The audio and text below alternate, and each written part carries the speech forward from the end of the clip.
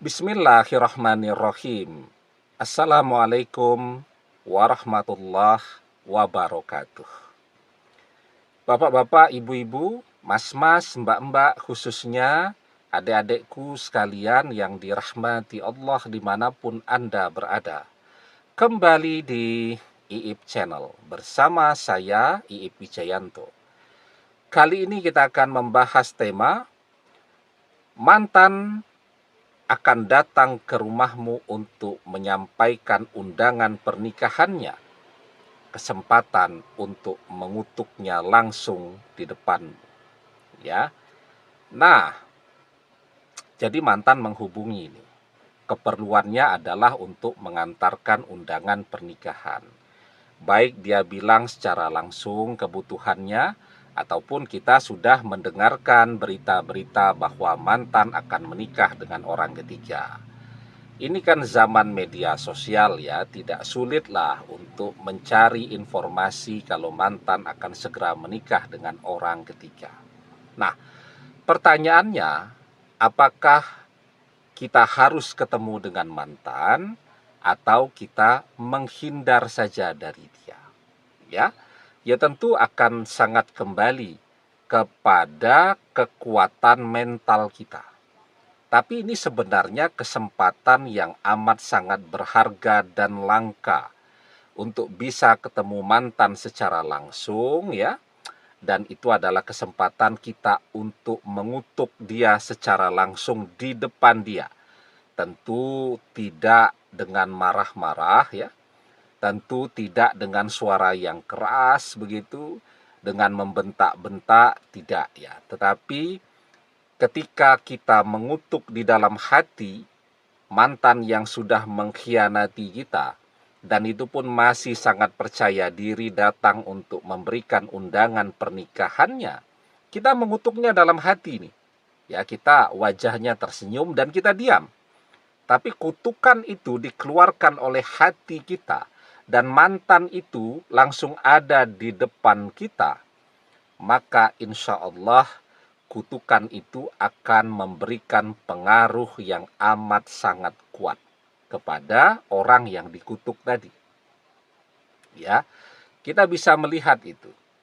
Misal contoh ya, orang tua mengutuk anaknya. Kejadian loh. Ya, banyak cerita-cerita atau pengalaman-pengalaman yang menunjukkan kutukan itu tadi betul-betul segera terjadi di dalam kehidupan si anak tadi. Kenapa? Yang pertama, karena memang doa orang tua kepada anaknya itu adalah doa yang mustajab, ya. Salasu da'awati mustajabah la syakka fihinna da'watul walidi. Ada 3 doa yang mustajab yang tidak diragukan sedikit pun. Peringkat yang pertama, da'watul walidi, doa orang tua untuk anaknya. Ya. Nah, yang kedua, anaknya menzolimi orang tuanya.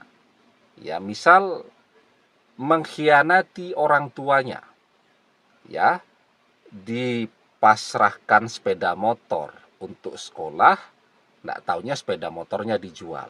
Padahal orang tua untuk membelikan sepeda motor tadi harus menjual emas dan seterusnya dan seterusnya. Karena pengen anaknya ini betul-betul ya maju pendidikannya. Bukannya yang maju pendidikannya, sepeda motornya dijual, uangnya habis untuk foya-foya. Orang tuanya marah, ya, dan orang tuanya kan sudah dikhianati, terzolimi oleh anak tadi. Maka yang kedua, karena orang tuanya terzolimi, maka doanya jadi mustajab, jadi double tuh kekuatannya. Wattaqi da'watal mazlum fa innahu laisa bainahu wa bainallahi hijab. Takutlah kepada doa orang yang terzolimi, karena sesungguhnya tidak ada hijab, tidak ada pembatas antara dia dengan Allah. Dan yang ketiga, orang tuanya mengeluarkan kutukan itu langsung di depan anaknya. Ya. Nah, jadi walaupun kalau orang tua mengeluarkan kutukannya langsung dengan kata-kata yang mungkin keras dan seterusnya, tetapi kutukan dengan hati itu juga sama kerasnya dengan kutukan yang dikeluarkan dengan lisan.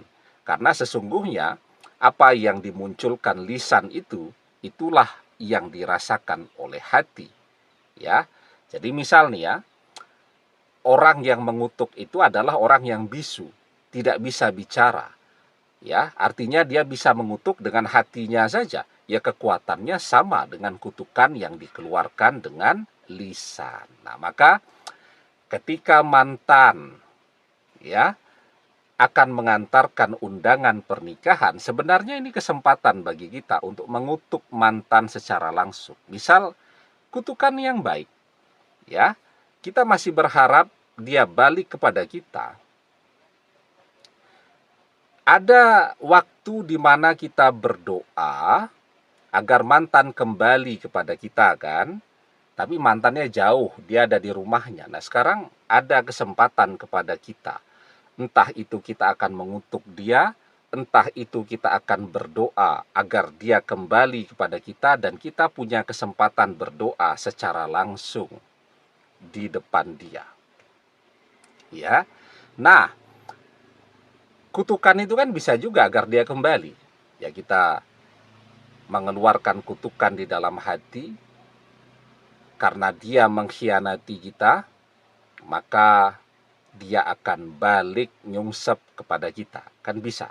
Ya, jadi kutukan itu tidak harus mantan bangkrut kah, mantan jadi pengangguran kah, dan seterusnya. Tetapi kutukan itu bisa juga agar dia gagal dengan pasangan barunya untuk kembali kepada kita.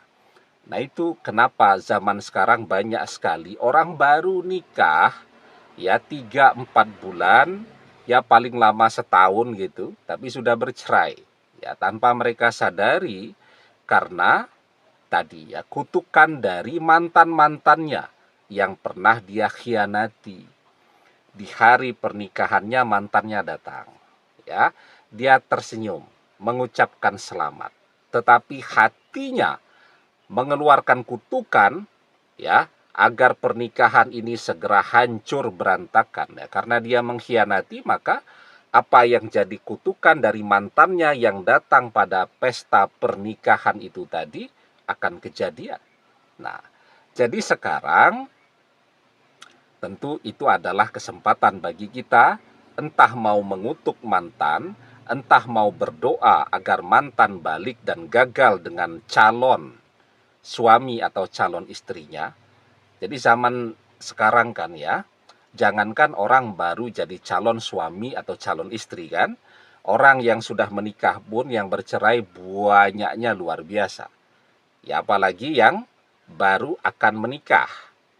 Yang gagal menikah, ya walaupun sudah ngasih tahu ke sana kemari, itu jumlahnya juga banyaknya luar biasa. Ya, nah, ketika kita memang masih menginginkan mantan, dampak dari doa atau dampak dari kutukan yang dibacakan secara langsung, meskipun dalam hati tadi, kepada orangnya, itu pengaruhnya akan lebih kuat lagi. Nah, jadi yang paling penting kita siapkan, ya. Yang pertama, kita mempersiapkan mental kita. Ya, jadi jangan sampai ketika mantan datang malah kita betul-betul blank, ya, tidak bisa ngomong, yang kita pikirkan hilang semua, apalagi mau berdoa tadi. Ya. Yang kedua, ya, apa yang menjadi doa-doa kita, kita persiapkan dengan sebaik-baiknya. Nggak usah kalimat doanya tuh panjang-panjang, yang penting efektif dan mewakili apa yang menjadi doa dan keinginan kita. Jadi doanya pendek-pendek saja, dalam bahasa yang kita mengerti, agar kita bisa cepat membacakan atau membisikkan doa dengan hati kita tadi. Ya, mental, doanya dipersiapkan, ya, dan kemudian tunjukkan bahwa ketika mantan menyampaikan undangan itu, pernikahan itu, ya, undangan mantennya mantan itu tidak memberikan dampak dan pengaruh apapun kepada kita. Jadi kita harus terlihat santai, tenang ya, dan seterusnya. Karena sensasi yang mungkin mantan harapkan melihat kita nangis-nangis tuh ketika menerima undangan pernikahan tadi. Tapi kita tetap kelihatan santai, tenang ya, bercanda dan seterusnya. Walaupun setelah mantan pulang, sangat mungkin kita masuk kamar kemudian nangis-nangis ya. Tapi jangan pernah memperlihatkan kepedihan hati kita di depan mantan. Tunjukkan bahwa kita tegar ya. Insya Allah apapun yang menjadi doa kita langsung di depan mantan akan kejadian ya. Kalaupun kemudian kita sudah tidak tertarik kepada mantan, kita mendoakan agar dia langgeng bersama calon suami atau calon istri kebanggaannya itu juga doa yang sangat baik ya. Dan insya Allah doa yang baik itu ya juga akan mendatangkan kebaikan untuk diri kita ya. Jadi kita berdoa agar mantan langgeng. Nah, kali ini doa yang tidak usah disembunyikan dengan hati kan. Kita baca langsung di depan mantan. Kita sampaikan, saya doakan ya semoga langgeng, berumah tangga, baik-baik saja ya. Mendapatkan anak cucu keturunan yang baik, yang sehat dan seterusnya. Nah, kita mendoakan mantan seperti itu dan semoga ya kita juga mendapatkan pengganti yang lebih baik daripada mantan. Amin. Demikian semoga bermanfaat. Wallahu a'lam bishawab, billahi taufik wal hidayah. Assalamualaikum warahmatullahi wabarakatuh.